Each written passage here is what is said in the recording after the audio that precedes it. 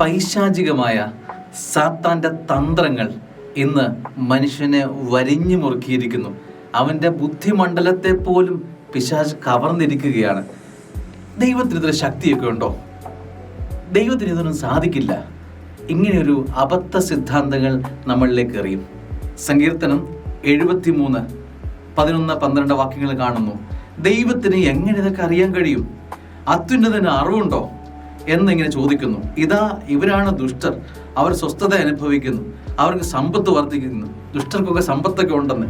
ഞാൻ എൻ്റെ ഹൃദയത്തെ നിർമ്മലമായി സൂക്ഷിച്ചതും എൻ്റെ കൈകളെ നിഷ്കളങ്കതയിൽ കഴുകിയതും വ്യർത്ഥമായി. ഇങ്ങനെയുള്ള നമുക്ക് ചുറ്റും ചില അബദ്ധ സിദ്ധാന്തങ്ങൾ പറയുന്നവരുണ്ട്. സ്നേഹമുള്ളവരെ, ഇത് നിന്നെ തകർക്കാനാണ്, നിന്നിലെ നന്മകൾ ചോർത്തിക്കളയാനാണ് എന്നുള്ള കൗശലപൂർവമായ ഓർമ്മ മനസ്സിലുണ്ടാകണം. പൈശാചികമായ തന്ത്രങ്ങൾ ചുറ്റും നിൽക്കുമ്പോഴും തലയെടുപ്പോടെ നീ കൃപയിൽ നിൽക്കണം. ഈ ശബ്ദത്തിന് വില കൊടുക്കരുത്, സ്വർഗത്തിന്റെ ശബ്ദത്തിന് മാത്രം വില കൊടുക്കുക. ആമേൻ.